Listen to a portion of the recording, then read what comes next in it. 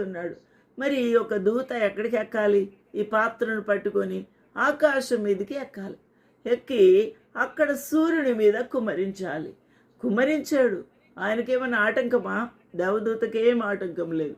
దేవుని యొక్క కార్యమును జరిగించుటే వాడి పని, ఆ యొక్క దేవదూత పని.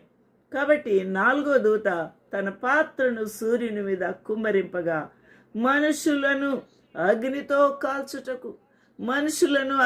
కాల్చుటకు సోలార్ ఫ్లేర్స్. ఇక మీరు ఎలా అంటే ఇక్కడి నుంచి మీరు ఏది గుడివాడ వెళ్ళాలంటే మీరు జీపీఎస్ పెట్టుకుంటారు. అప్పుడు జీపీఎస్లు నడవు, ఏ నావిగేషను నడవదు. ఎలక్ట్రిక్ కార్స్, బ్యాటరీస్ అవన్నీ కూడా ఛార్జింగ్ పెట్టుకొని మా కారు ఆ సెంటర్కి వచ్చినప్పుడు మేము ఛార్జింగ్ చేసుకుంటాం అనుకుంటారు. బ్యాటరీ ఛార్జ్ అయి ఉండదు, వీళ్ళ బండి అక్కడే ఆగిపోతుంది. ఎలక్ట్రికల్ వెహికల్స్ అన్నీ కూడా కొలాప్స్ అయిపోతాయి.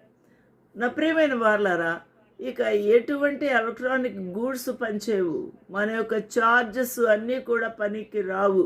కాబట్టి మన మొబైల్స్ పనికి రావు, మన యొక్క కంప్యూటర్స్, ల్యాప్టాప్స్ ఏమీ పనికిరావు. మరి ఎలక్ట్రానిక్ గూడ్స్ ఏది కూడా పనిచేయదు.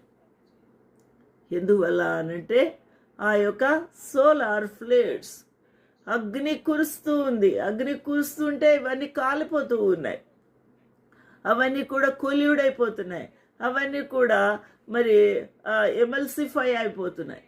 నా ప్రియమైన వాళ్ళరా, ఎంత భయంకరమండి! ఆ యొక్క సోలార్ ఫ్లేర్స్ వల్ల ఆ యొక్క తెల్లగా ఉన్న మనుషులు నల్లగా మసిబొగ్గులాగా మారిపోతున్నారు. పర్వతాలు కరిగిపోతాయి. ఆ యొక్క అరణ్యములో లేక పెద్ద పెద్ద రాతి పర్వతాలలో ఉన్న ఆ యొక్క వాల్కనీస్ అన్నీ కూడా పగిలిపోతున్నాయి. ఆ సూర్యుని వేడిమికి తట్టుకోలేకపోతే పంటలన్నీ కాలిపోయాయి. ఎంతో భయంకరమైన పరిస్థితి. జంతువులకు, పక్షులకు, ఎటువంటి జీవులకు కూడా బతకడానికి ఏమాత్రము అవకాశం లేని పరిస్థితి. కాబట్టి మనుషులను అగ్నితో కాల్చుటకు సూర్యునికి అధికారము ఇవ్వబడెను. సూర్యుడు ఇప్పటి వరకు ఎటువంటి డ్యూటీ చేశాడు? ఇప్పటి వరకు మనుషులకు కావలసిన ఉష్ణోగ్రతనిచ్చి ఆ పంటలు, వారి యొక్క ఆరోగ్యము, సమస్తము ఏమైతే డ్యూటీ చేయాలో అవన్నీ చేసి మనిషిని క్షేమంగా ఉంచుతూ ఉన్నాడు సూర్యుడు. అయితే ఈ సూర్యరశ్మి ఇక అలా కాదు, మంటలతోనూ అగ్ని పర్వతాలు అగ్ని రాలినట్టుగా మరి ఆ యొక్క సోలార్